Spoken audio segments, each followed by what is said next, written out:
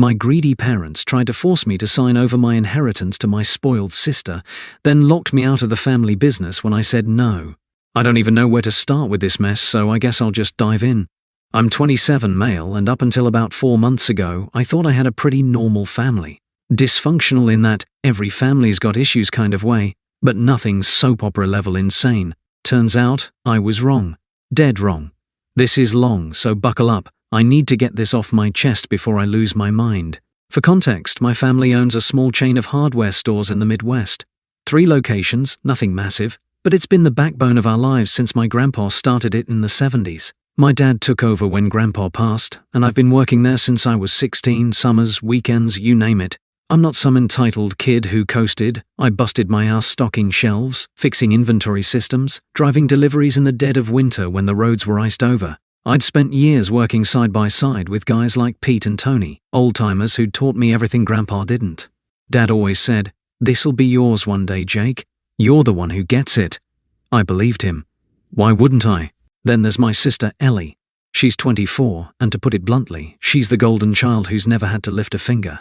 She's got this charm that makes people, especially our parents, fall over themselves to please her.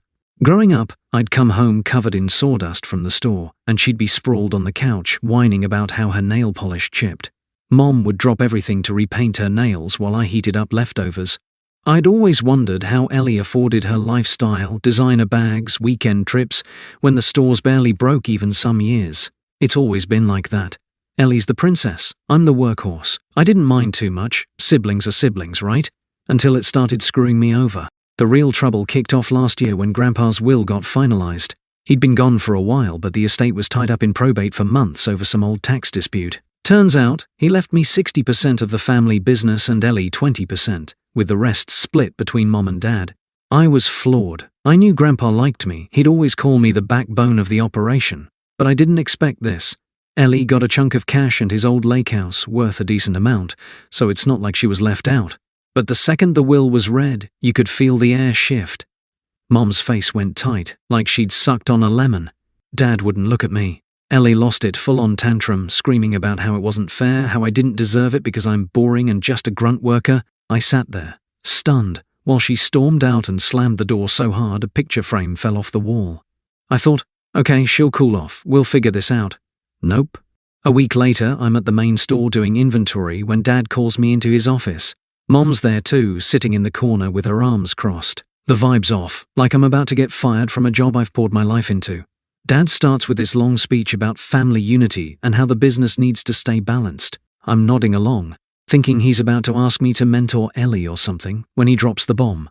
"We think you should sign your share over to Ellie," he says, sliding a stack of papers across the desk. "She's got big ideas for the stores, modernizing, expanding online. You're great at the day-to-day, Jake. But she's the visionary." I blink. "What?" Mom jumps in, all soft and guilt-trippy. "Honey, you know Ellie's always struggled to find her place. This would mean so much to her. You've got a good head on your shoulders, you'll be fine without it." I pick up the papers. It's a legal document, already filled out, handing my 60% to Ellie for nothing. No compensation, no trade, just gone. My hands are shaking as I set it back down. "You're serious?" I ask, voice low. "Grandpa left this to me, not her. Me." Dad's jaw tightens. "He made a mistake. He didn't see how things have changed. Ellie's the future of this family." "She's never even worked a shift here," I snap, louder than I mean to. "She doesn't know the difference between a Phillips head and a flathead. I've been breaking my back for this place for over a decade." Mom starts crying, classic move. "Why are you being so selfish, Jake? She's your sister." I'm reeling. Selfish? Me? The guy who's been keeping this place afloat while Ellie's out blowing cash I could never figure out the source of? I stand up, shoving the chair back. "I'm not signing this. Grandpa wanted me to have it for a reason. If Ellie wants to prove herself, she can start by showing up."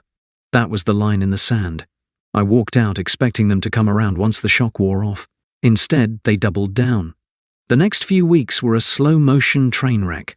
Ellie started showing up at the stores finally, but not to work. She'd strut in with these ridiculous business plans she'd clearly Googled, like turning the back room into a boutique coffee bar or selling NFTs of our logo. Customers were confused, employees were pissed, and I had to keep undoing her messes. Dad acted like she was Steve Jobs reincarnated, clapping her on the back while ignoring me entirely. Mom kept texting me sob stories about how I was breaking Ellie's heart by not giving in. Dad was weirdly cagey about the books whenever I asked, brushing me off with "Focus on your work, Jake." I held firm. No way was I signing away what Grandpa gave me, but I didn't see the next blow coming. One morning, about 2 months after the will reading, I show up to open the main store like always. My key doesn't work. I try it again, jiggling the lock, thinking it's jammed. Nothing. I call Dad, and he picks up after 3 rings, voice cold as ice. "You're out, Jake," he says. "We've changed the locks. You're not part of this anymore." I laugh because it's so absurd I think he's joking. "What are you talking about? I own 60% of this place." "I'm still the majority operator until the estate clears," he shoots back. "And I say you're fired, don't come back." The line goes dead. I stand there in the parking lot, staring at the store I've spent half my life in, and it hits me they've locked me out. My own parents, my own family. I knew he couldn't do that forever. My ownership was locked in the will, but he had enough control to make it stick for now.